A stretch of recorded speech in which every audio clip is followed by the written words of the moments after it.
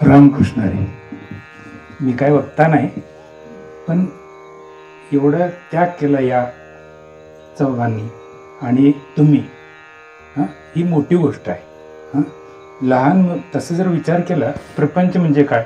जे दिसतंय ते म्हणजे प्रपंच, आणि जे दिसत नाही पण ज्याच्या सत्तेनं चालतंय ती शक्ती म्हणजे राम आहे. लहान मूल खेळणं मोडलं की रडतंय किंवा खेळण्यासाठी रडतंय, है की नाही? म्हणजे ते आसक्त असतंय त्या खेळण्यामध्ये. तसं आपण सुद्धा या प्रपंचामध्ये आसक्त आहोत. लहान मुलात आणि आपल्यात काही फरक नाही, पण रामकथा आपल्याला सत्य समजून सांगते, आणि सत्य समजून घेणं हेच खरं ज्ञान आहे. आणि सत्य आणि हे दृश्य जग, दिसणारं जे दृश्य जग आहे हे क्षणभंगूर आहे, जास्त दिवस टिकणारं नाही असं संत सांगतात. पण हे दृश्य जग ज्याच्या सत्तेनं आपल्याला दिसतंय ती सत्ता मात्र कायम टिकणार आहे, आणि ती सत्ता सतत आपल्या सर्वांच्या समोर सर्वांना अनुभवता यावी म्हणून सत्संग आहे. सत्संग तळमळीनं केला पाहिजे. माई कशी तळमळीनं आपल्याला आवडते, माई 12 तासाची तृप्तता करते, पण रामकथा जन्मोजन्मींचं जो फेरा आहे तो कमी करते. हे फार महत्वाचं आहे. चांगल्या गोष्टीसाठी तळमळ पाहिजे. चांगल्या गोष्टीसाठी ज्याला तळमळ नाही त्याची आयुष्यभर मळमळ आणि वळवळ आणि चळवळ होते. पोट तिडीक पाहिजे. चांगल्या गोष्टीसाठी तळमळ नाही ना, त्याचा आयुष्य उद्ध्वस्त होते. आपण काय बकासूर आहे?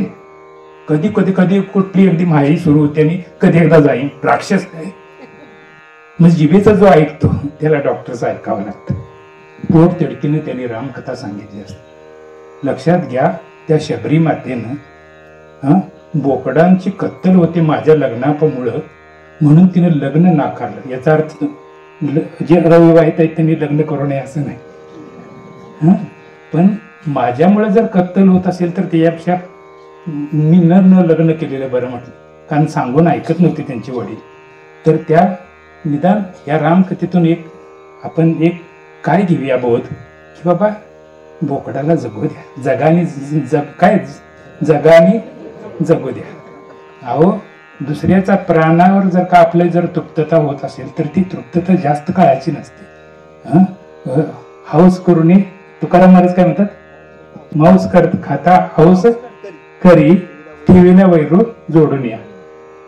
लक्षात घ्या, काय खावं, काय प्यावं, कुठं जावं, कुणाशी संगत करावी, आणि काय केलं तर जीवनाचं सत्य आपल्याला सापडेल हे सत्संगतीतून कळतं.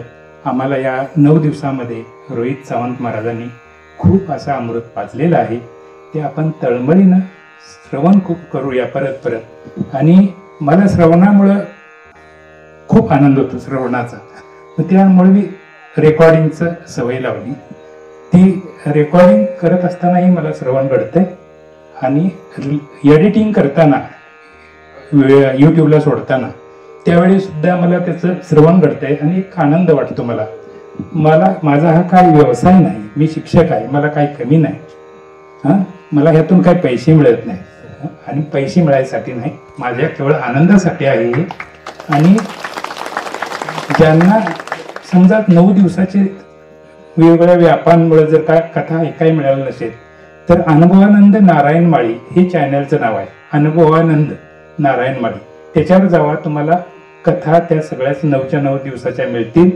आणि मी त्याची लिंक सुद्धा आता इथल्या मुख्य भिकाजी दादांना वगैरे त्याची पाठवेन, दाभोळे साहेबांना पाठवेन. त्याचा तुम्ही आस्वाद घ्या आणि खरा आनंद प्राप्त करून घेऊया.